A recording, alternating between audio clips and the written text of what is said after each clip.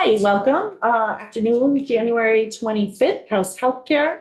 And we are going back to 585 today, H585. And we've had some language changes, working with Ledge Council on various items along with our Department of Financial Regulation. And we're going to walk through those changes with some additional testimony. Then you want to come on up?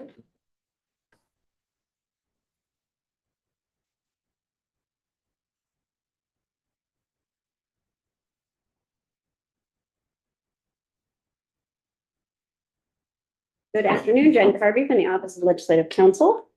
I will put this new draft, which we posted, up on the screen.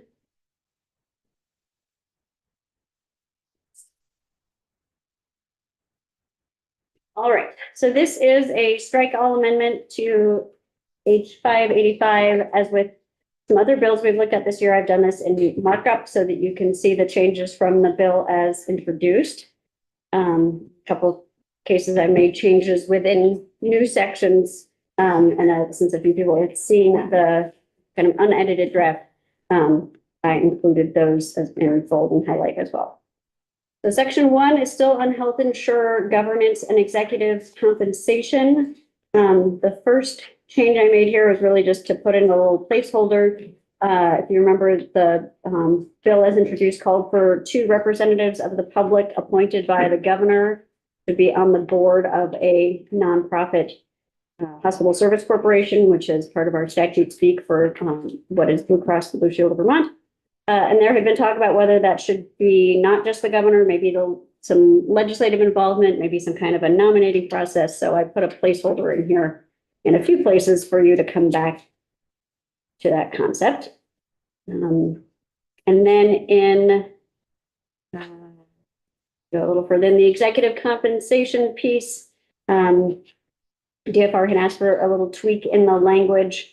So if you remember in the executive compensation, DFR is supposed to get a lot more information about how compensation is set for the executives of a nonprofit hospital service corporation. And that those corporations would have to file with DFR once, and then prior to approving any changes in the future, a statement sworn by the chair of the board of directors and the president of the corporation with certain information. So first, I've just made this existing in the bill, existing subsection B1, and moved everything down a level in order to put in a new 2 that would say all information provided pursuant to this subsection shall be sufficiently detailed to allow for a comprehensive examination of the benchmarks and to enable the commissioner or designee to perform independent computations to evaluate the benchmarks provided. So different benchmark information about others, other potentially comparable individuals or executives and their compensation is provided. And so all of that has to provide enough detail so that DFR can use the information to look at it and determine whether the benchmarks are appropriate. No changes to section 2, which is just a timing implementation around amending bylaws. Then this version would strike the limited age rating language, so it wouldn't make, remember there were 3 sections that just made a little tweak to the language to allow some kind of age rating to occur. And then one of them directed DFR to look at its rules and amend its rules and guidance as needed to allow some a small amount of age rating in insurance plans. And this would take out that language. And I think you'll hear some testimony on the rationale behind taking that language out. Then we've got some sections that were in the bill as introduced, and the only thing that's changed is just the section number to reflect the removal of those sections on age rating. So we still have expanding access to association health plans and 2 sections on association health plans. So that's now 3 and 4. Section 5 is still on expanding access. Are we doing questions now or later? If you have a question for Jen, sure. Can you just remind me on the association health plans, there still has to be something done at the federal level for this to take effect? I don't But I would have to defer to DFR. I don't Okay, recall, sorry, thank you. I don't Yeah, recall you're what right. the Okay. changes thanks. are. All right, section 5 is the short-term limited duration plans and expanding access to those. Section 6 is the high dollar claims, defining high dollar claims for claims edit purposes. Then this would remove what had been section 11 in the bill as introduced, which is on limiting the prior authorization exemptions for primary care. And that proposal had been to have only independent physician practices be exempt from the prior authorization requirements. And this takes that out, so it would continue to apply to all primary care providers for the things that are subject to that exemption. So the exemption still under existing law does not include prescription drugs or anything provided out of network. But this whole section is coming, that's why the whole thing is being struck. It's not taking those sections out of the law. Then we have a couple of new sections dealing with site neutral billing. This would narrow the scope to be just site neutral billing for physical therapy or physical therapy services.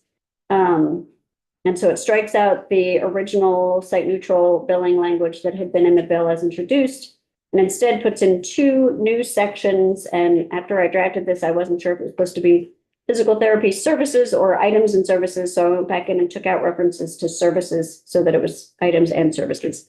But you may hear testimony suggesting it should be just one or the other. So this would add a new section in Title 18 in the fair contract or claims processing and contract standards subchapter on site neutral reimbursement for physical therapy. This would require each health plan, which is a defined term in that subchapter, to establish and pay reimbursement amounts for all physical therapy items and services provided to its insureds that are uniform and consistent. So a couple of word changes since the earlier version I had sent around. That's why some of these are highlighted. That are uniform and consistent across all of the plan's contracts and fee schedules. And then giving an exception, except a plan may reimburse different amounts for physical therapy items and services delivered in an inpatient setting. This is just looking at anything that would be done in a non-inpatient setting. And I'm not using the word outpatient because I think sometimes that has particular meaning when it comes to fee schedules. So different fee schedules, one of which may be outpatient, others may be professional. Trying to get all of those reimbursing the same amounts for physical therapy items and services, and requiring health plans to express each reimbursement amount as a percentage of the Medicare rate for the same item or service. Section 8 would require that by March 1st of 2027, each health insurer that is required to make site neutral reimbursements for physical therapy and adding in items and services under that previous section would provide an update to this committee and the Senate Health and Welfare and Finance committees regarding its implementation of the site neutral reimbursements, any trends or other financial impacts it has identified so far as a result of implementation, and any recommendations regarding the enactment of additional site neutral reimbursement requirements. So starting out with just site neutral for physical therapy, getting a report back after about 5 months, see how 5 or 6 months, see how it's going. And that may also help inform your work next session or whoever's here next session on additional site neutral reimbursement or modifications. Would take out the language on that had been in the bill as introduced on the section 1332 reinsurance waiver, because that language is going into the budget. There was a version of that language in the governor's recommended budget. You had a slightly different version that came out of or that went into this piece in H585, and actually even a slightly different version because we took out the reference to pass through cost sharing reductions. So that language that I think was the most agreed upon version is what you recommended in your letter to the Appropriations Committee, and hopefully will be what is substituted if they choose to include a reinsurance provision. Section 9 would eliminate the prescription drug specific out-of-pocket maximums that are in statute. So this is current statute in 8 VSA section 4092, but this is a new provision to H585. And under existing law, first, and this wouldn't change that, a health insurance plan cannot include an annual dollar limit on prescription drug benefits. But also under existing law, there's a limit on health insurance plans, or that health insurance plans have to limit a covered individual's out-of-pocket exposure for prescription drugs to not more than the minimum federal limits for a plan to qualify as a high deductible plan under federal law. So that sort of indexes over time. And I don't know if DFR folks remember if it was $1,500 for an individual, and it may be slightly more than that at this point. But it set a lower threshold for prescription drug expenditures before insurance kicked in than would apply without this state-specific limitation. And then I had kind of a carve out saying, if somebody is on a high deductible plan, then this coverage doesn't kick in until they have satisfied their deductible, except to the extent that the federal law would allow first dollar coverage for something before that, because of the requirements around what a high deductible plan has to do and not do in order to be eligible to be paired with a health savings account, all federal law. So to re-sum up this section, there are some existing limits on out-of-pocket expenditures for prescription drugs. This section would eliminate those specific out-of-pocket maximums for prescription drugs. And I think you'll be hearing from Diva later. My recollection is that without this provision, there are still out-of-pocket maximums, but it's a combined medical and prescription drug out-of-pocket maximum. And I know this coverage piece came up with some regularity a number of years ago when there were some difficulties in designing bronze plans in the exchange or qualified health plans that could satisfy this limitation and still meet the actuarial value requirements. So a lot of different sort of implications of doing or not doing this change. But I think hopefully you'll hear more about from Dee. How long has this been in effect? Do you know when this was put in? Well, I drafted it, but it was fairly early on in my time here. So let's say approximately 15 years. It was before the ACA stuff, but not by a whole lot. Then this, what would be new section 10, pulls in language from H102 that we talked about a bit the other day around healthcare sharing plans and arrangements. And this is language that, as I said, was largely H102, a couple of updates. I changed where in statute it would go from where I had originally put it in H102 to give it its own larger chapter on healthcare sharing plans, although still with one section. And I updated the dates because it was a 2025 bill. So this is the reporting. This would require persons not authorized by DFR under the various health insurance chapters of Title VIII to offer insurance in the state that offers or intends to offer a plan or arrangement to facilitate payment or reimbursement of healthcare costs or services for residents of the state, regardless of whether they are domiciled here or in another state, must submit a lot of information to the commissioner of DFR on or after October 1st, 2026, and on or after March 1st each year after that. Information about how many individuals and households participated in the plan in the previous year, how many employer groups, if they are offering a similar plan or arrangement in other states, how many people participate nationally, any contracts that the plan is entered into with providers in Vermont, total amount of fees, dues, or other payments collected by the person in the immediately preceding calendar year, and how much it all says person, but it's person in the larger Title I concept of individual or entity or corporation. So looking really at sort of the plan or arrangement as who we're talking to as the person. Total dollar amount of requests for reimbursement of healthcare costs or services submitted in this state.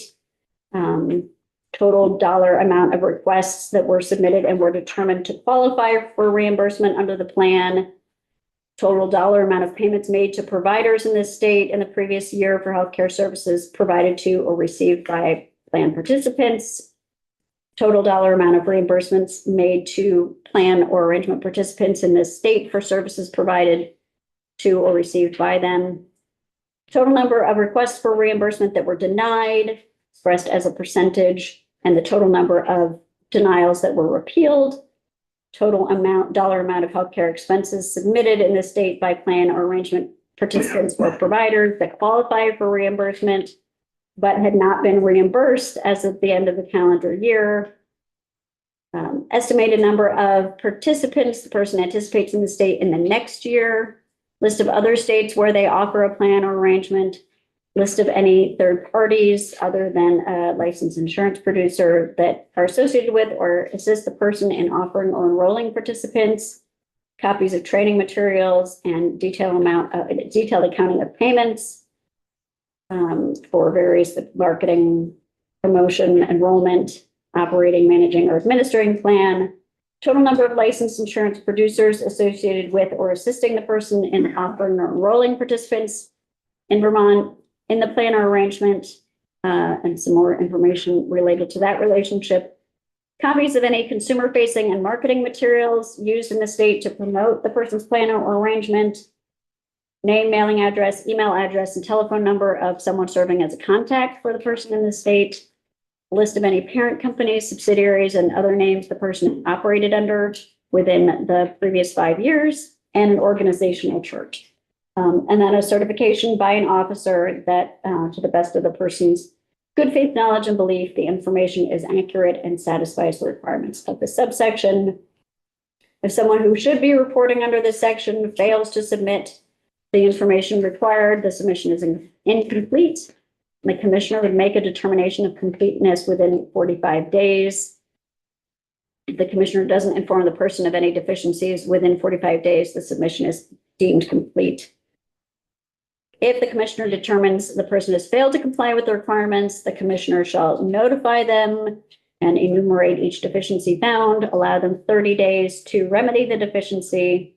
And then if the person does not remedy the deficiency within the 30-day period, the commissioner can impose an administrative penalty of up to $5,000 per day. The person doesn't remedy the deficiencies within 30 days after the initial penalty is imposed, the commissioner can issue a cease and desist order.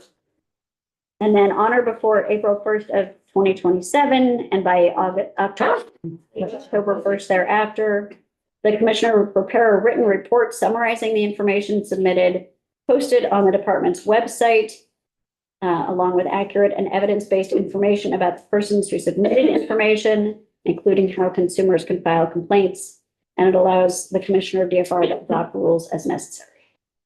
Finally, we have the effective date. Most of the bill would still take effect on July 1st, 2026, but Section 7, the site-neutral reimbursements for physical therapy, would take effect on October 1st, 2026, and apply to physical therapy items provided and services delivered on and after that date.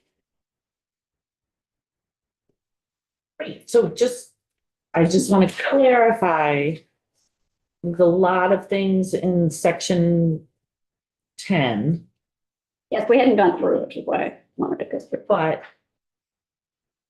we're just saying that they have to report to DFR. They're doing business in the state and they have to tell DFR all this stuff.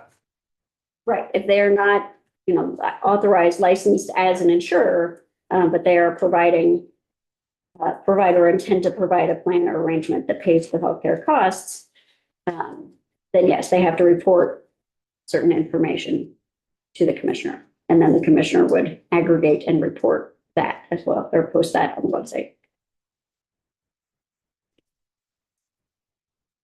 Any questions for Jen? Anything we just walked through? Brian, do you have a question or were you just contemplating? I saw Topper's fingers wiggling. He was doing that. Yeah, go ahead. Just wondering, was there supposed to be some kind of an analysis or a report that would come back about the physical therapy?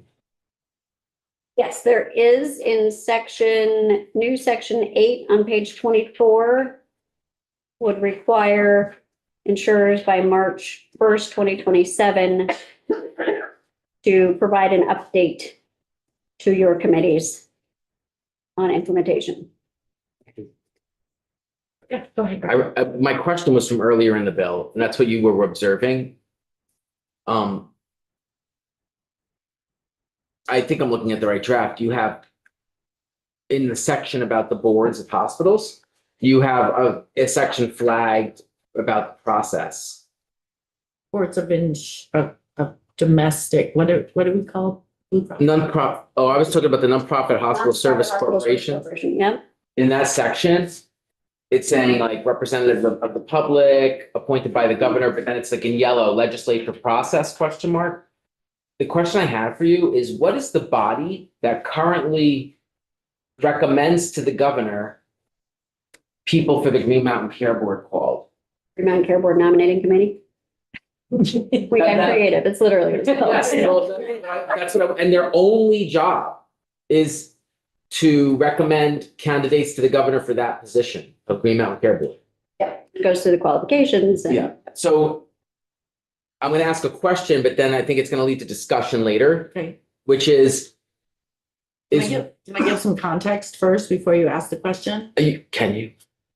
Just because it may change your question. Yes, I was the one that asked for this. yeah, Because I really just wanted one appointed by the governor and one appointed by the legislature, the speaker and the pro tem. oh, I see what you mean by And that. I thought it was an easy process and legislative council advised me that there wasn't precedent for that sort of. So no, if you Or- want to have somebody appointed by the legislature, that's fine. We can put that in there. What had been brought up was creating a new committee, nominating committee That's right. Right. to, or having a nominating committee of any sort that would be vetting candidates recommending to the governor for a non-public position. Yes, So for a position on a private board, that's the piece It's that's just just in your unusual. legislative slash process. and so what my question to you was, if the only job of the Green Mountain Care Board nominating committee is to nominate people to the Green Mountain Care Board, would it?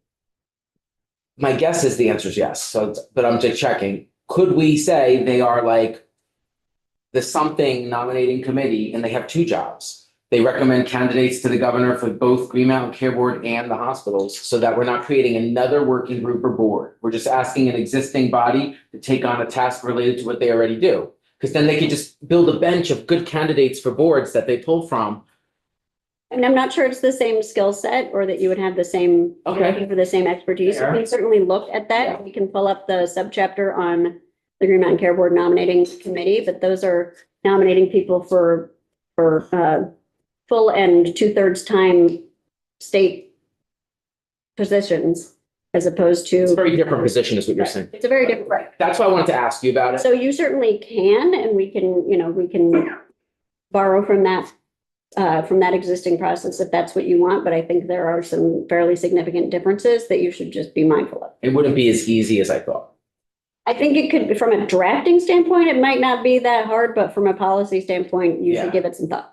Well, that's why I think it's gonna lead to I thought discussion. this was gonna be easy. Yeah, yeah. Turns out it's not that easy. That's why my If question you is, to say one is appointed by the governor and one is appointed jointly by the speaker and pro tem, I think that is very easy. If you want to create a process, then you have to think about what the process looks like.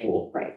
all right, well, we don't need to get into it now, but that was my question. And then the other. And that's why I have legislature / process. So one was sort of looking at having a legislative appointee and one is, do you want to have a process? The other thing that stood out to me that's not that important, but I'm curious about is why the United Towns and Gores of Essex County is specifically named the way it is. I don't recall where that is. I'll look for Do you it. know it's in certain It places? it stood out. I was like, why are we naming this one particular municipal entity in such Yeah, I a don't way? know. And then I never heard of the United Towns and Gores of Essex. It's like Oh, there a we go. Employer. series. So this is in the existing statutes around group health insurance policies. And it talks about employer, under existing law, employer is deemed to include any municipal or governmental entity or officer or the appropriate officer for an unincorporated town or gore or for the Unified Towns and Gores of Essex County. They're just different municipal government structures. So that's a unique municipal structure that has to be named because it doesn't fit into the other definition. I assume so, but I would want to bring in my colleague Tucker Anderson to talk about municipal municipal law and the Unified Towns and Boards of Essex County, if that is a direction. It's not that important. I read things, I read it and I saw it and I was like, that's a cool name.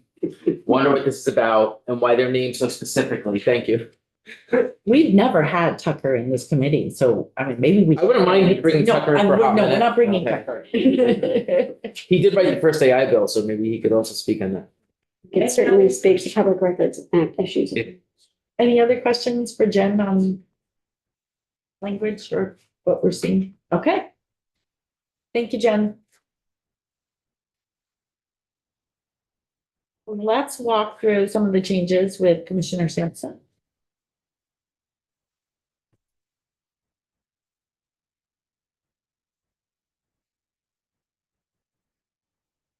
Hello again. Hi. Welcome back. Yeah. Hi, Sampson, Commissioner DFR. How would you like to proceed? Do you want me to kind of go through my thoughts on the markup, or do you want to? Yeah, so Okay. well, why don't we start with, first of all, in the first two sections where Jen has just legislative process, Right. because you had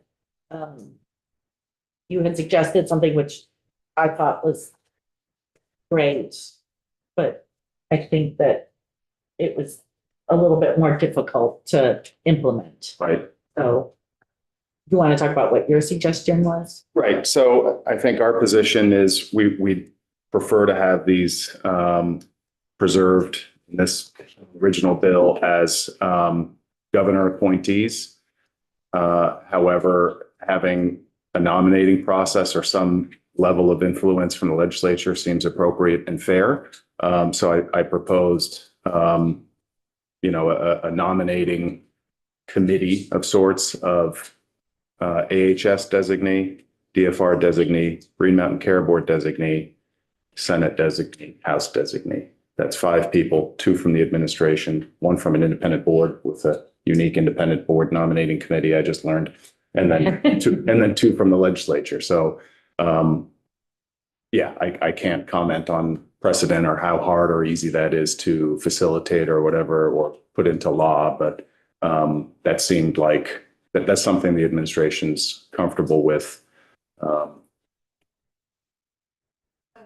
I'm just curious why this is about the position, not the individual, like why the governor would be the one picking who goes on the boards. Like, why is that important versus some other entity choosing, being the deciding entity or whatever? I think it follows precedent in terms of a lot of boards, but as was mentioned, Green Mountain Care Board, I believe, are all nominees of the governor with the nominating process.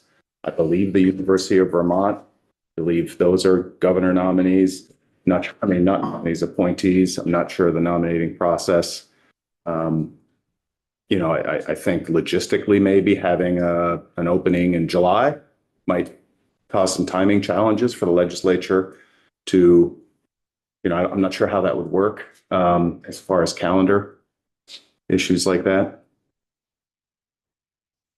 And I think there's a recognition with board appointees or, Supreme Court appointees, that's not necessarily, even though it looks partisan for any given point in time with a different governor from a different party, over time, it has its own diversity of party influence if there's going to be party influence.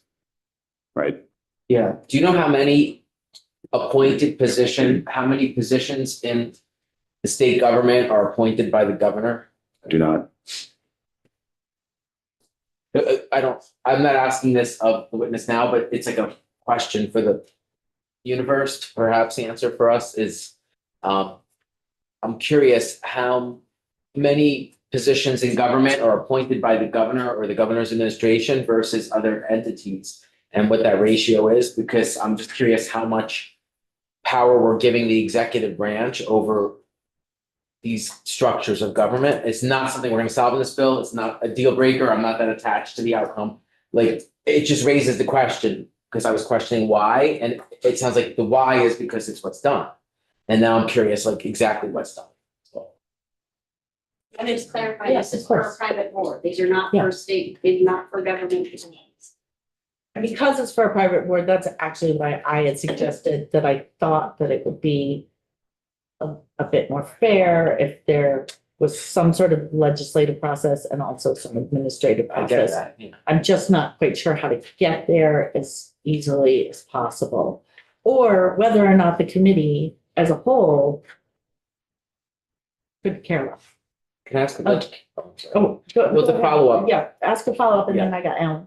It's for Ledge Council, because you said it, that you pointed out that this is a private board. How many, are you aware of how many private boards the legislature or governor has appointing powers on? I am not. I reached out to colleagues yesterday to see if anybody had familiarity with, particularly with that, nominating process for a private board, and nobody responded. So I couldn't easily find anything just looking around and nominating committee process. But I started looking at Green Care Board, Public Utility Commission boards. But all of those also involve a Senate consent, basically consent, Yeah. just consent of the Senate, which is different. Yes. Thank you. Oh, Alan. Well, I guess I don't understand why or what the benefit or advantage is of having two public members being appointed by anybody on a private board. You wanna? Yeah, Reiterate our original testimony kind of brought to the table that the current board nominating structure, this is, first of all, I'll say, yes, it's a private entity, but it's also a quasi-public entity as deemed by the Vermont Supreme Court in several court cases over the years. They are a Vermont-only entity. They are a nonprofit. And the motivation for the bill, as we proposed it, was to exert some influence from a more of a public policy and statewide Vermont point of view in how that entity is governed. There are, as you see in the bill, there are questions from the general public, from the media, and from subscribers, and from regulators about compensation practices, whether they're appropriate. Those are in a private entity determined by a board, executive compensation. They have a board of, I believe, 11 or 12 at this point. 12. Phone a friend. And, we suggested 2 or no less than 1/6 to infuse a different perspective, a perspective that's elaborated in the language in terms of thinking about healthcare transformation and the state as a whole. But I also want to say that Blue Cross generally has been sensitive to those. We want them to be more sensitive to those in terms of their governance. So that's where the idea came from. Are you seeking feedback on whether or not we agree with them, or are we just answering the question? I'm seeking feedback on, I think now I'm seeking feedback on whether or not we feel as though it's appropriate at all that a public/private entity should have some influence on the board, and also whether or not anyone particularly cares about who gets to put those members on the board. So if you could speak to either one. I'd love to speak to that. I think because of all the reasons the commissioner just said, that yes, we should have 2 people on this board. And I also think because guiding principles are directly listed in the intent of this, to direct these 2 representatives of the public, that I'm comfortable with it being a governor. Right. Okay, I was gonna write it down, by the way. I didn't know how long you were gonna talk, and I was trying not to interrupt. I agree, and I would add that to what Lori said, that I think the reason I agree is that, one, the state invests a massive amount of public dollars into our hospital and healthcare systems. So we have a stake in their success, and 2, that this is just my belief that the healthcare should be treated as a public good. And if we look at our statute and our principles of healthcare reform, they kind of are in line with that still, you know, the remnants of Act 48 that passed. And so in the spirit of that, I feel like this is like a step in the right direction of acknowledging that our hospital system is funded by taxpayer dollars. It's a public good, and that the public has so much of an important stake in it that representatives of the public have some appointing power over the board. And it's only a piece. It's not a controlling ratio of the board. We're not taking over the boards. We're just asking to have a say in making sure that there's a voice there. So that's and I am hearing there's agreement with the administration on that. So it feels like a win-win situation. Thank you. It was wordy or not, folks. And go ahead, Alan. Will we be setting a precedence for other areas of government for this? I have- See, like. Well, and I think your question is, are we charting new territory and setting a precedent that maybe some people aren't comfortable with? I would say there is no other, well, I'm not aware of any other entities as uniquely situated as a nonprofit hospital medical service corporation, which is specifically enabled by statute, a nonprofit single state entity like that. So I think from a precedent setting point of view, I don't have concerns with that, but I understand the concern.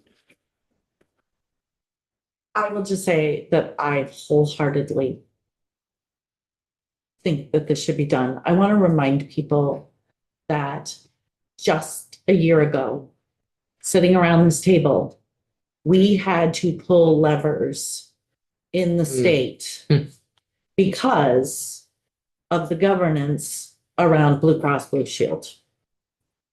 And that took state dollars, state resources, agreements with hospitals, interaction with Green Mountain Care Board.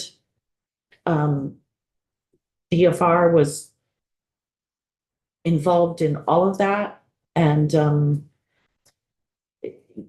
I've become a firm believer in that boards set the tone and set the mission and the goals of the entity of which they are board members. And if any organization needs members of the public who are solely there to think about the state of Vermont as a whole and the influence that that entity has on the entire system of healthcare in the state of Vermont, I think that that should happen. Because somebody has to speak to that. Yeah. I mean, do you remember the cataclysmic things that we were having to hear about if Blue Cross Blue Shield failed? For the entire system, not just Well, themselves. also how it was going to affect people, How it affected which was the big thing. everybody. So you're good with leaving it just to the governor? No, Lori, you're good with it leaving just to the governor? I can Is there- accept that. Does anyone have a burning desire to not allow the governor to take two picks, but rather one? So I'm not willing to. I don't care enough about it.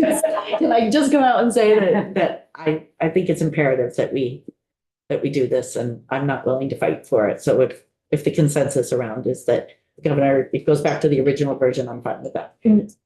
Oh, Go ahead. oh, no, go ahead. Well, And then- for all the reasons we stated, it's really important to have these two people on the board. And I kind of liked the idea that, because we do represent the people statewide, I kind of like the idea of one of the, nominees coming from the legislature. So I don't object to that at all. I think that's fine. If it's just too complicated, and at the end of the day, the important service of two people looking out for Vermonters in their healthcare is what ends up happening. That's fine, but I kind of liked the idea of the legislature being involved. Basic. I'm with Alyssa on that, and sounds like Karen too. One from each or both from the legislature. Would it be, I don't want to say easy, but would it basically just say that the governor takes one pick and then another pick by the speaker and the pro tem? How about something saying? Would DFR be amenable to that? What would the plan be? That the governor would get one pick and then the other pick would be a combination of the speaker and the pro tem? There's the timing issue, right? Like what happens if that's in July, August, basically out of session? The legislative process. Yeah. They appoint. Okay, yeah. We would prefer a nomination process, as I said earlier, or that, maybe it's setting up who shall be empowered to submit nominees to the governor, something like that, whether that be individuals or individuals in certain titles. Would it be relatively easy to just set up a nominating committee of a representative from the Department of Financial Regulation, a representative from Agency of Human Services, a representative from the Green Mountain Care Board, a member of the House and Senate?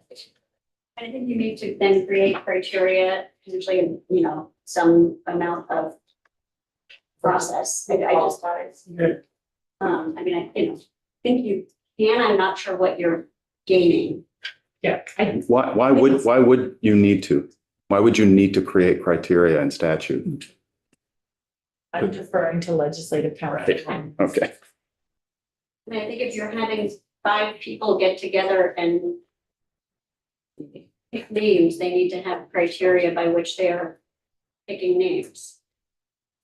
If you're allowing an individual or elected officials to make their own choices, their own selections, then you're sort of delegating a broader decision-making authority to a particular elected individual. I have Tucker and then Alan. We look at what principles are guiding us. Number 3. I think that goes to the fact that we're talking about 2 people from the public. I don't think it makes any difference whether you have a committee that's going to submit the names or whether or not you're just going to let the governor do it. I think we'll spend a lot of time. I don't even know why we're spending this time on this piece. Just.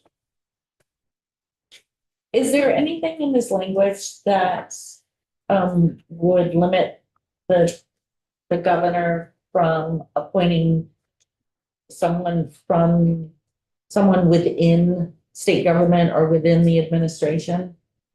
I mean, I know it says member of the public, but we're technically all members of the public. It says, no, I mean, the only criteria, there are really no criteria. Any member of the board of directors appointed by the governor, who can be a member of the public, a subscriber, or a provider. I don't think any criteria in here. I mean, my concern is that the executive branch would be able to choose 2 people already within the executive branch. And I don't know if that. Yeah, I wouldn't want that either. I think I said in my original testimony that it would be inappropriate for a regulator from DFR. I mean, I think any regulator to also serve on the board. You can't evaluate and regulate what you're a part of. And to your point about the importance of governance and the board is if you're on the board, you are conflicted from regulating that same entity generally, or certainly face the threat of a conflict of interest. So, That wouldn't apply though to somebody in the administration. I'm sorry, Hillary, did you wanna? I didn't.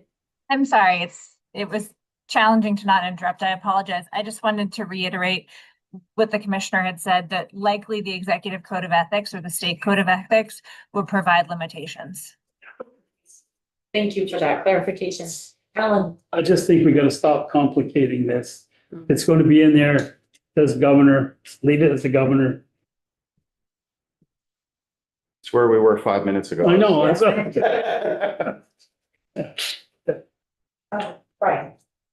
And then I think we're gonna table the discussion. Okay. Oh, the reason I think we're taking time on this, at least me, is that we're setting up the guidelines of a process that's gonna affect the lives of everyone over time. And so sometimes it's worth taking the extra time to go in circles and land on a process that feels truly democratic. And to me, that's what's important here, is that it's a democratic, and that's a lowercase d for the record, like it's a democratic process, meaning like that there's maximum transparency, maximum possibilities for people to be engaged, very open, clear to the public how it's happening, no nepotism or favoritism, et cetera.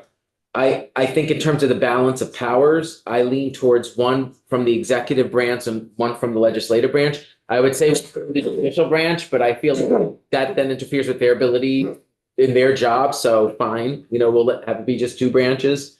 And a question I have is, and I like the idea of a nominating committee, nominating committee presenting the two appointing powers with a list of names, and then they can choose from those names based on a review of the same criteria that was used by the nominating committee. So what you're doing is saying to the public that here's like the 5 criteria that was decided that is needed to be on this board.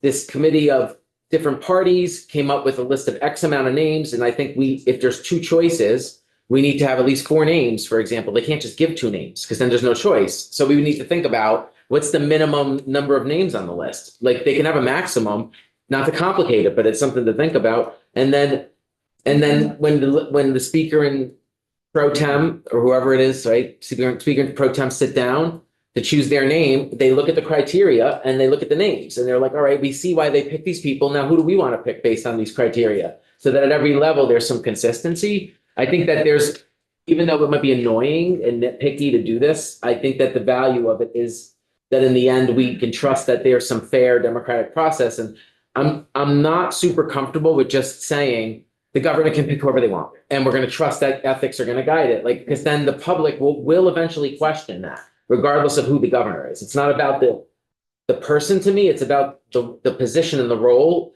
And we're laying the foundation for the future, regardless of who wins an election. So that's my thoughts on it. I know you want to table it for now, but I wanted to put that out there because this is what comes to mind as I sit here and listen to everyone.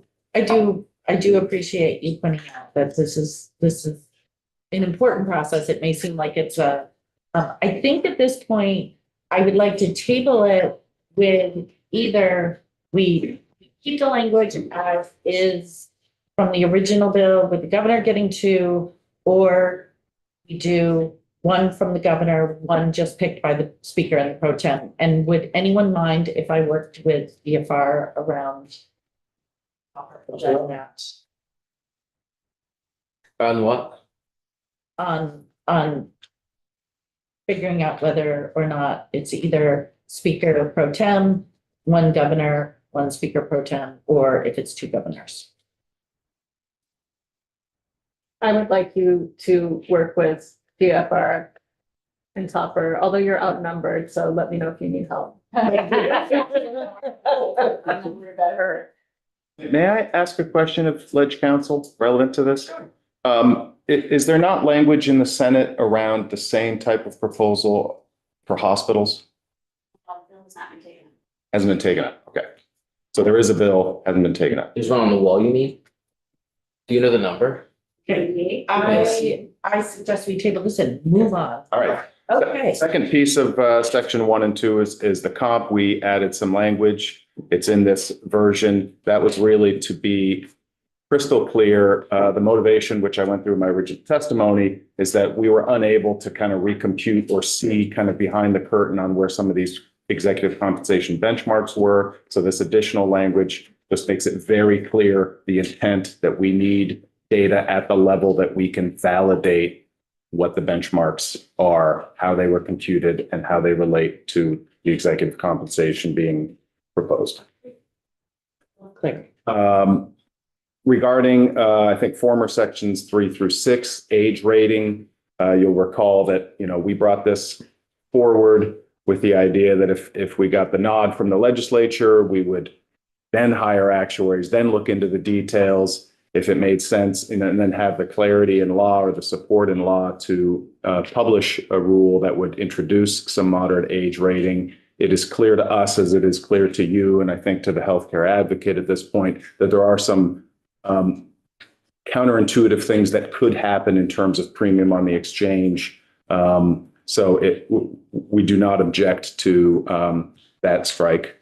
So that what we're going to do, and we don't need a mandated report or anything, is we're going to do some research on that to model that out better, and also look at an idea that I heard, I believe, from perhaps the chair of, can you achieve the same type of ends through modifications to the Vermont premium assistance, to calibrate that differently, to be more sensitive to the level of subsidy that younger age groups are paying within the premium. So we have no objection to that.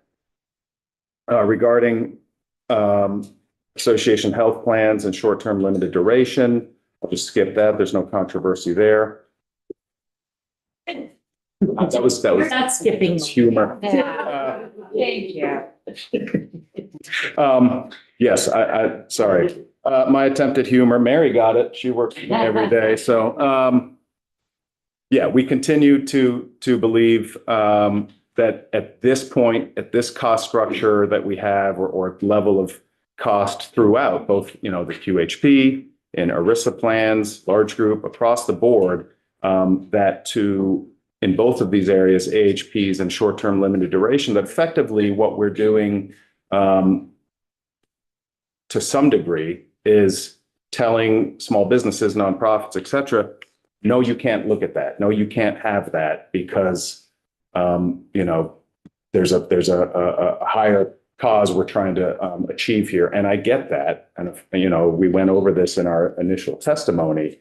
There is a tension there between, and there is an impact long-term on the pool. There's an impact now. We have ERISA. We have a federal law that preempts us from doing anything on certain things.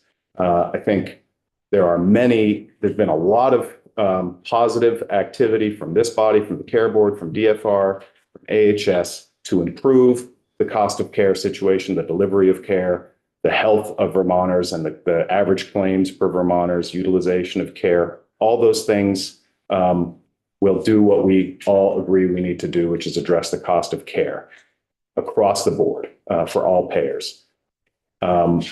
This provides some additional opportunities for frankly, a limited set of, or additional options for a limited set of the population that have asked for it.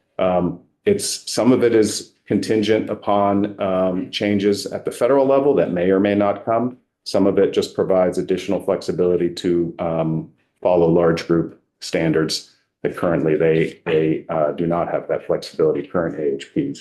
So to be more succinct about it, we have to address everything. One thing we want to address while we're addressing the cost of care and long-term issues is more options for those businesses and nonprofits. So we'd like to keep it in there. It is in there in this draft, so we're happy to see it still in there, but I know it's on people's mind.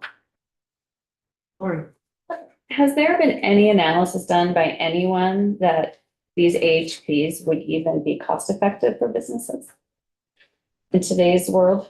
Which AHPs? Any offering of AHP?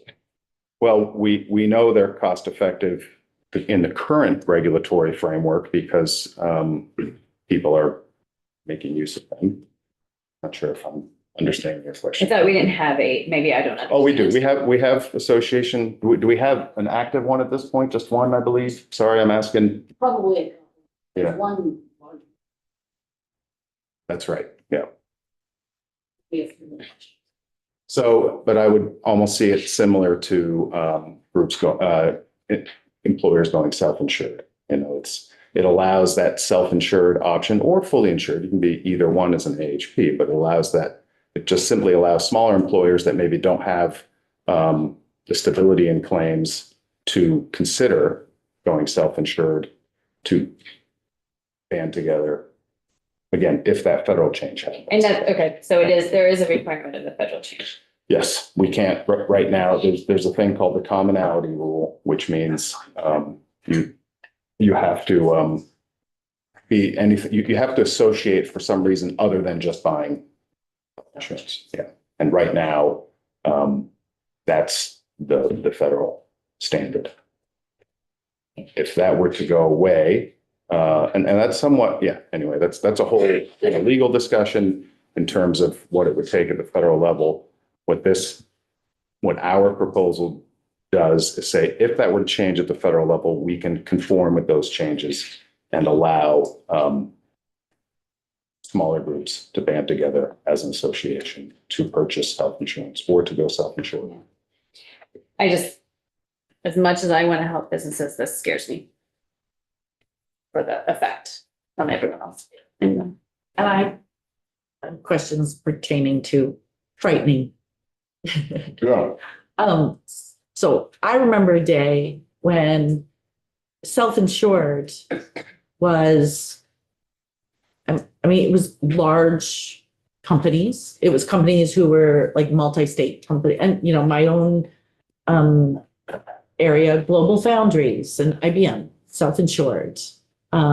It was the educators, it was the state employees. It was very large employers, if you worked for, I don't know, American Airlines, you were self-insured. But what has made it so that we are now seeing much smaller employees go self-insured? Because it seems as though each and every year, more and more companies are going self-insured, very small companies, local companies, not in a multi-state, employees in multiple states. What has allowed that to happen? And also, have you seen with the proliferation of employers going self-insured, have you seen an erosion of the QHP market? That's part one. Mary's over there laughing. Part 1A, what causes that? I don't have data but it doesn't sound, I would generally put my money on your assessment that more groups have gone self-insured, but I don't know that to be a fact, but I'm not countering it. Part of that would be as the fully insured market, as the options get more and more expensive, you start to alienate more and more healthier employers.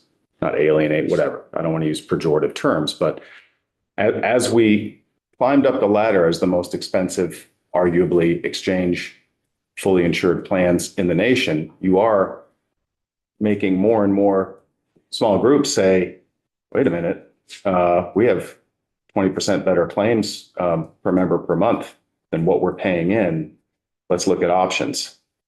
And, that is, and to be fair, this would open that option to more people if the federal law changes.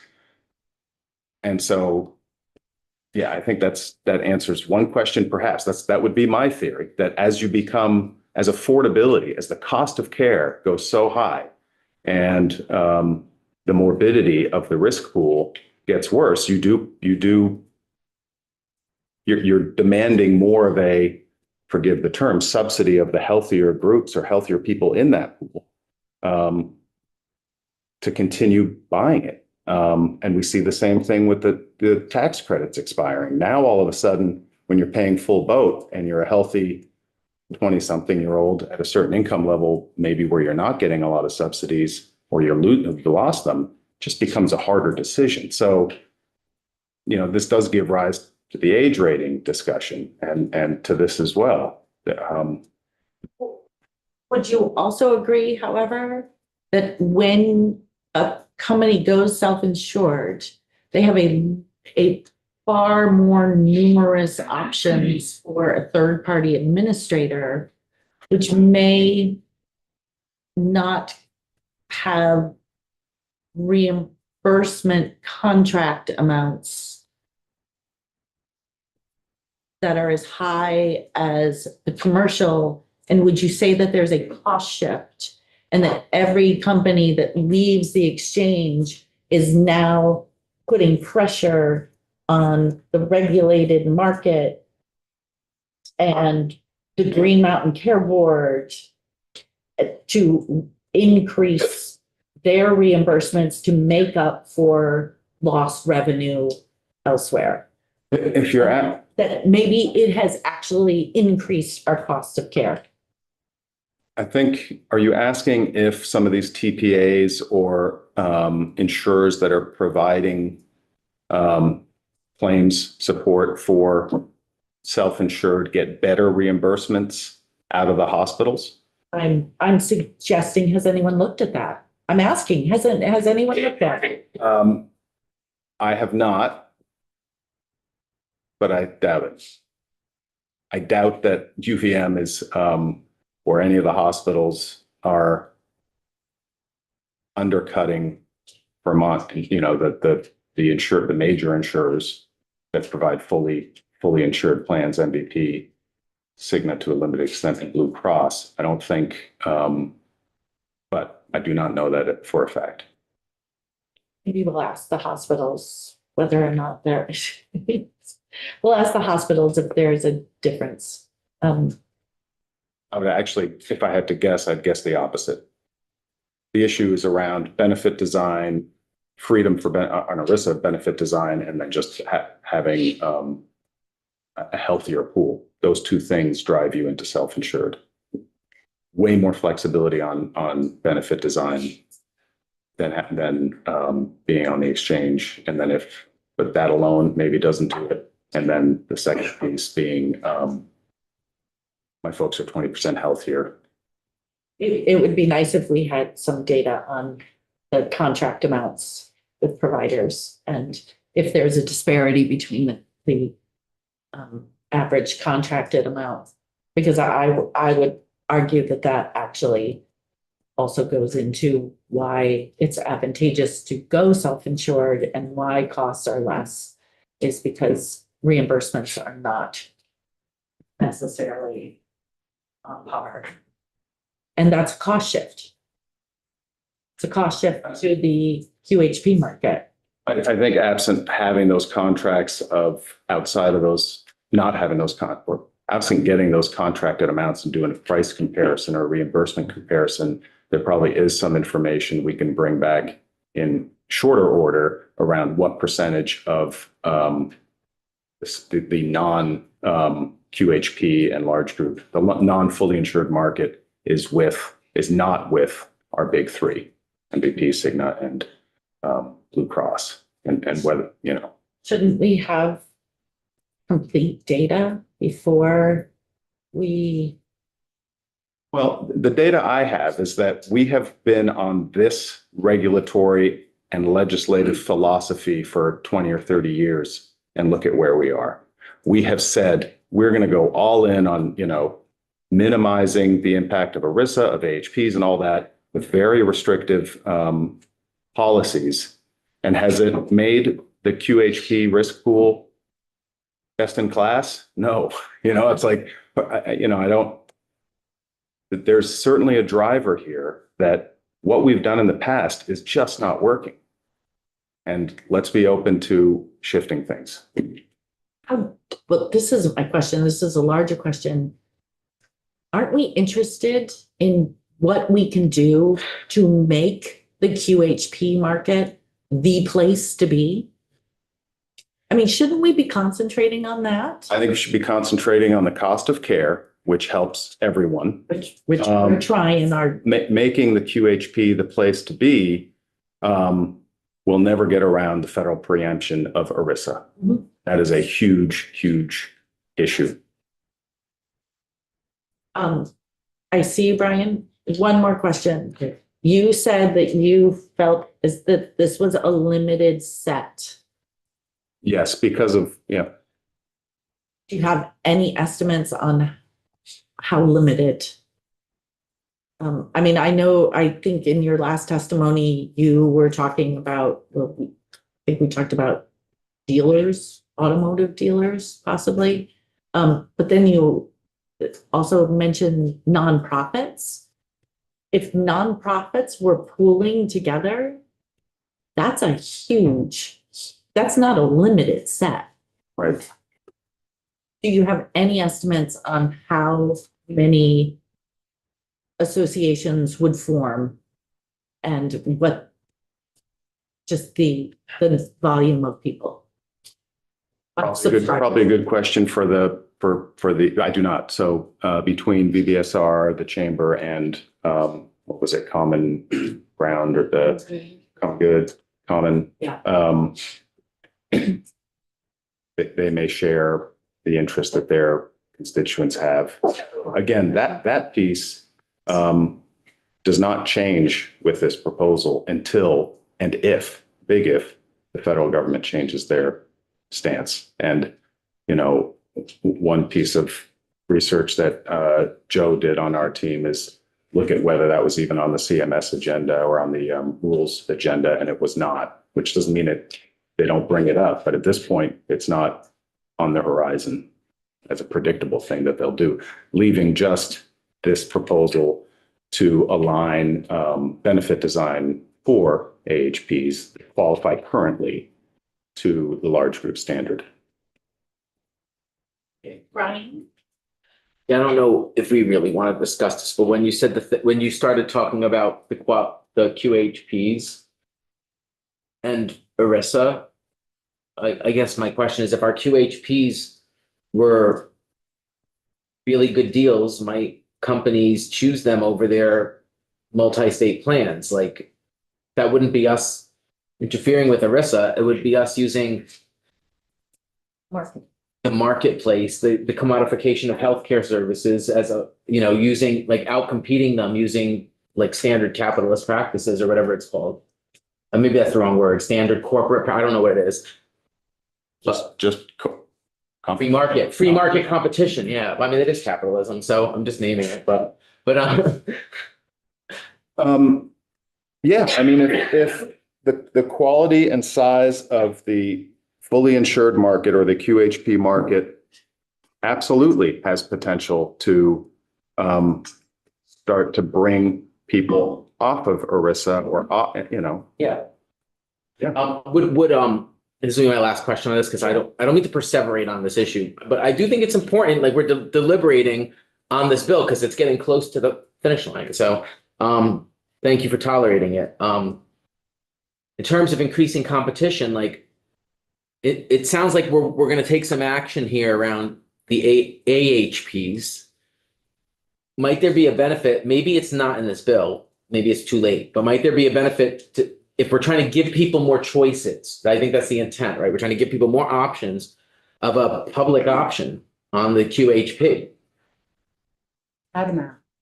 Yeah, that kind of thing, or allowing people to buy into Medicaid so that the Medicaid risk pool is broadened and that we have healthier people buying into Medicaid, which might help. Is that something that would that help? Would that be another thing to throw in the mix? All the time. Is that like outside of your departments? That's not a proposal I have or prepared to talk to. I mean, that's a huge question, right? Like, would that be something that would be within your jurisdiction or not? To offer a public. Yeah, if we were like considering that, is that something DFR would weigh in on, or is that outside? Is that like more of a? Oh, we'd weigh in on it. Okay. I'd have to see the plan. Okay. Understand it. Okay. And then jurisdictionally, I imagine it'd be split between, DEVA. Yes, of course. I think we wandered a bit. Remember like what we're talking about here is small market. These are employers with less than 100 people. Anything over that, we have no way. That competition is, they're not eligible for what we're talking about here. So those big employers, that competition, they're off the table.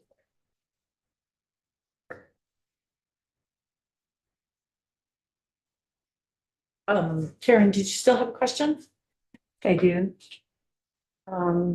And it has to do with you're using the term benefit design. Yeah, And let's just, even though we're wandering, maybe, we're in Eurissa land and,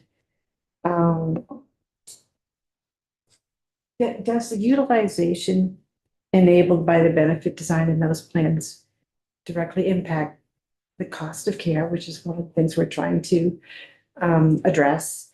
And then isn't it true that premiums, even though it's federal plan, we employers pay for those increased premiums every year because of utilization and cost of care? And I'm just trying to understand that piece. yeah, I'm not sure I understand the question. So there are large groups and they're, under UBISA plans. And the benefit design is such that, it's easy. There's no barrier to accessing any kind of, well, I don't know about any kind of, but the health care you want. And doesn't that utilization increase? When I referenced benefit design as something that's attractive to folks going self-insured, it's more around the fact that you're not tied to the prescribed benefit design of the QHP. So, central health benefits, et cetera. You have some freedom to coverage. So the idea there for an employer who makes use of that is to be able to leverage other avenues of savings, or, saying, hey, we're not going to cover ABC. The exchange makes us cover ABC. Employees, we're not covering that. There still are rules, but there are a looser set of rules. I think Mary or someone else would have to come up to get into the details of that. But so I think the goal there is perhaps the opposite of it, which is to reduce utilization, or at least utilization that becomes the responsibility of the employer, And those, or becomes part of the premium that the employer and employee pay. and those would be for the small group or any self-insured For benefit, any self-insured, yes, no matter. correct. All right. Really dumb question. Sure, I love dumb questions. Right behind you. They're never. I need to get back. And then I have one last question Okay. and then we're. Just gonna give me move right on. back to basics. What are you waiting for from CMS? Like what? A different take on, so originally there was a regulation that removed the commonality. Commonality says you cannot come together as an AHP simply to purchase insurance as a group. You have to have something that unites you. So we're all together because we are all whatever, aficionados of hot air balloons. And together we're going to buy health insurance as well. But that's okay under current federal law, very loosely. But there was an attempt in the first Trump administration, there was a draft rule or a rule that basically said, scrap that. That was interrupted, I believe, by the courts saying, not that way, you can't do it. So there was a moment in time where there was potential for us that aren't all aficionados of hot air balloons to say, hey, you guys want to buy health insurance together? Think we can get a better deal? Does that help? So that's what we're waiting for the federal government to, if they do that in a way that passes the court's muster, will Vermont adopt that and say, yes, this group can come together and buy health insurance? And as a follow-up, Yeah. those people that do that, they're not obliged to do any kind of minimum essential coverage. There's no rules. There are some rules. I'd need to ask Mary to weigh in It's a on little that. complicated. Okay. Of course, because All right. this is health insurance. Yes, there are rules for benefits and coverage, but there is a lot more flexibility. Okay. When you buy an exchange plan that has a very specific set of mandates that are dictated by both the federal government and the state of Vermont. Okay. And to make one clarifying point, Joe Delaney, Director of Policy at DFR, for the record, it is not CMS that puts forward this rule. It was the Department of Labor. There was a Right. 2018 rule on commonality that was challenged in the courts. And it is the DOL rule that if they would choose to reproposed in another form, that they could move forward. We looked at the unified agenda from from OIRA, which is part of the Executive Office of the President. It's a list that comes from every federal agency. Twice a year, they lay out their rulemaking plans. The most recent one, which was from September of last year, and that often, there are lags, so DOL probably last filed a few months before that, potentially, did not have any plans for a rulemaking on this topic. Now, that's not binding, and obviously that, if that's 6 months ago or more, they may have new plans to do that, they just not have shared those on the record. Okay, so what you're not seeing on CMS could be on the Department of Labor. I was wrong by saying Okay. CMS. It's DOL because it's ERISA, which Okay. makes sense. That was actually my question. I'm gonna ask it to Joe. Has there been anything in the last year and a half that has come out that you've seen? Would you say that the federal government is being incredibly predictive right now? That's my question. You would know the best. As a former federal employee, I'm not going to answer. That was all. And Lori, go ahead. So my question is, hearing all of this, let's assume. Let's not assume. I guess my question is, AHP has become a thing we can do. Mhm. What is the timeline of actually putting an AHP into play? Right, so. Do we have to make this decision now, depending on the timeline? The timeline, if this were to pass and DOL were to amend their rule, we would have to amend our rule, our regulation, and that. Go through rulemaking? Yeah. So, I would say the soonest between federal change, our rule change, assuming this law change, the soonest you could see these entities trying to find a way to band together and explore buying health insurance. And then they have to go through the data gathering and figure out whether it even makes sense. I think the soonest would be, if they're going to stick to January 1 plan years, I would guess January 1, 2028 plan year would be. And that again presumes Like everything the happens. federal, everything kind of Okay. lining up. Definitely. Thank you. Is it clarifying, or I'd like to move on to the next sections. We're running. No, for me, she's looking at me. Oh, sorry. Yeah, I was looking at Leslie. this could be quick because I'm feeling like I don't understand. I'm sorry. Why this has to happen now? Like, what are we gaining by putting this section in right now? Because the only thing I'm seeing is like 2 lines. Fully insured association, like Right. that, you said something about that, but it kind of, I didn't get why this is so important. Yeah, and it's similar to the timing question is that absent doing this now, if those things happen. But I'm weary of the ifs because Right. why bother? Because ifs could be 5, 10 years away. We don't know. Right, but if they're not, Well, couldn't we come back and fix it right away if it went through? Well, The if- commonality if- clause went away? if in July we get commonality, get the change that we're talking about here, then we have to wait a whole year to come back here, change the law, then start the rulemaking process.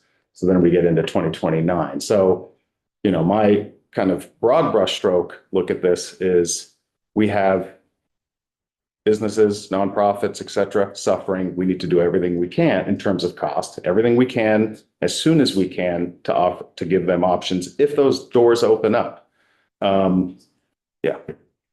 May or may not. Which may or may not, Right. true. But there is a second piece to this, which again is that alignment of following the large group rules, even for existing. Is that what the fully insured thing does? That language right there? In C? So Looking at Mary. Yeah, we would change the statute and then that would allow us to go in and also change the regulation, corresponding regulation, the benefits assigned is in the regulation.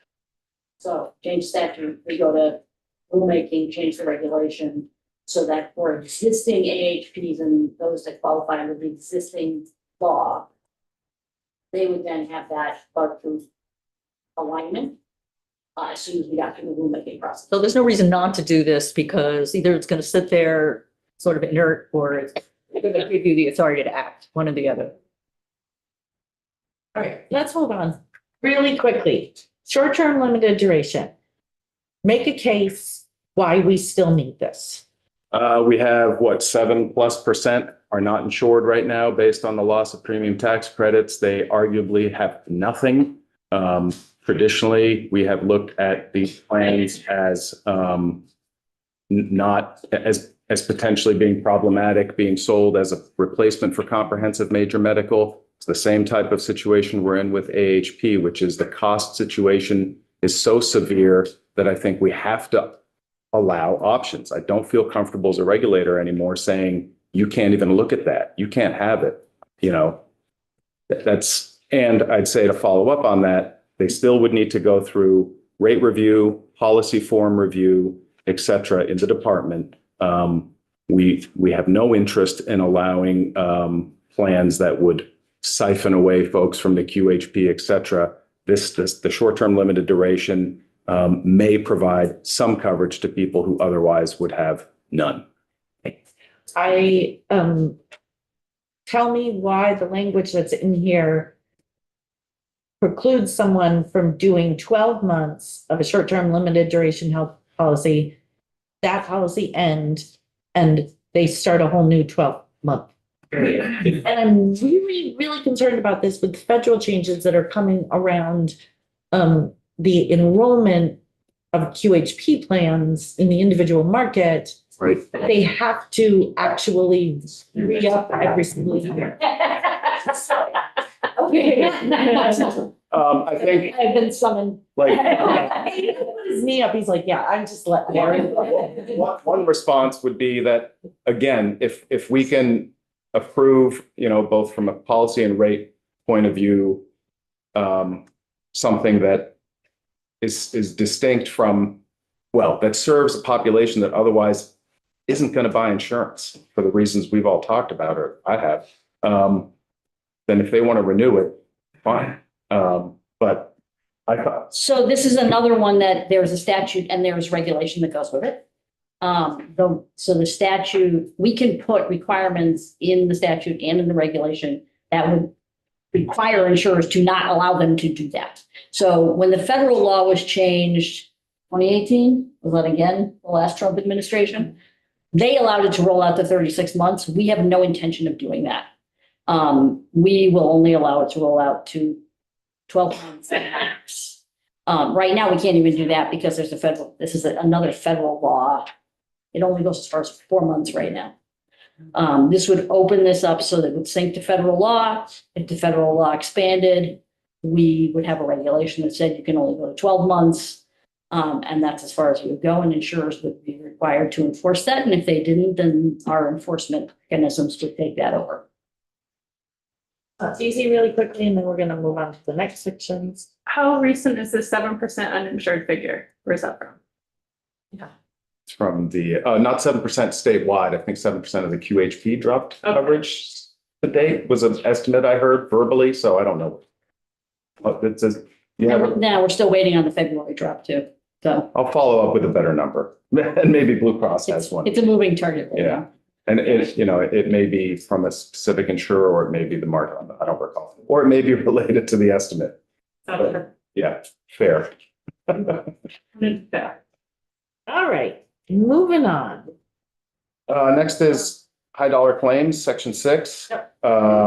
You know, that's staying in there again, you know, highlighting that this doesn't compel an insurer to do plans edits on that. It just sets a number in there. I don't, so we prefer it to stay in there, and it is in there.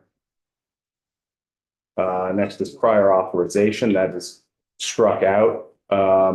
We understand the desire to wait on that. You have reporting requirements I think you're getting next year. So, you know, I think longer term, we want to make sure that we're balancing cost, administrative costs, and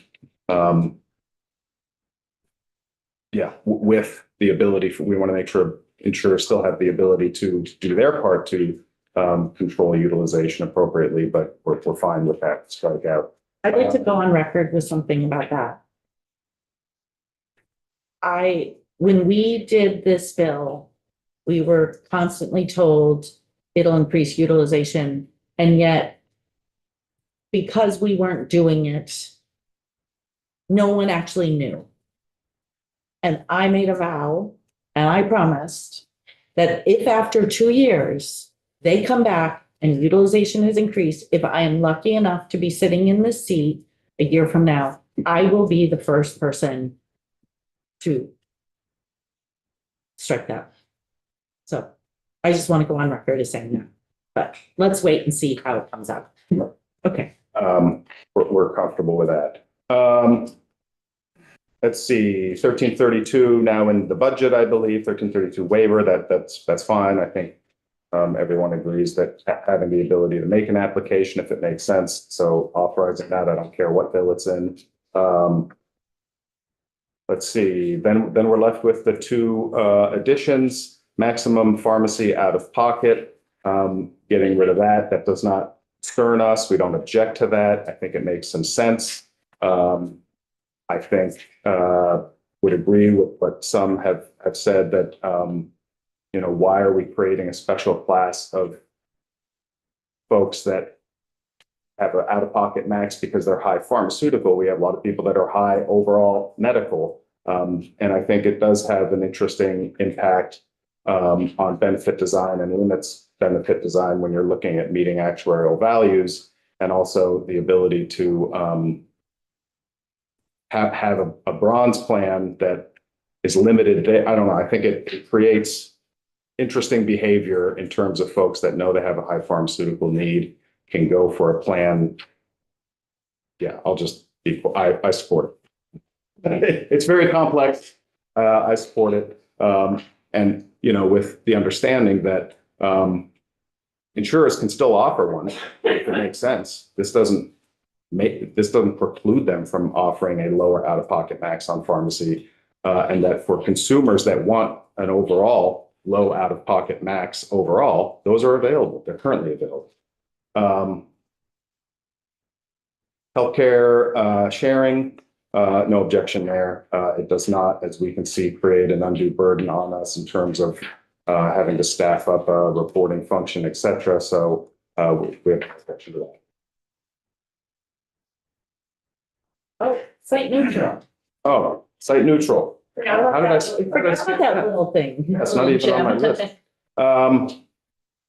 Site neutral, I think we're okay with that being evolving into a kind of a narrow thing. We all heard, because I was in the room, interesting testimony from primary care and physical therapy on kind of what the market looks like, the competitive market looks like for them, specific to physical therapy. I think there, you know, we are aware of data. We've seen data. There is a big difference. And I haven't seen a lot of logic for that difference. And I think being site neutral on that is a good entree into site neutral. It would impact all payers, or all, you know, it would be across the board, not just, you know, there are proposals currently being discussed in the Senate that would focus things just on QHP. I think this preserves something that could focus, or not focus, but be applicable to all segments of the market, and as well as supporting independent practitioners and seeking care outside of a hospital setting. And it also preserves the concept of site neutral for discussion in the Senate.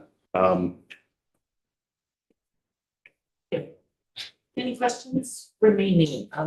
I think we covered everything. I don't know if the temperature went up or you guys just. That's a really good question. All the effective dates. We're okay with all the effective dates. I think so. Yeah, okay, good. That was the only last thing. Okay. All right, well, thank you. Thank you. All right. So can we actually take just a 5-minute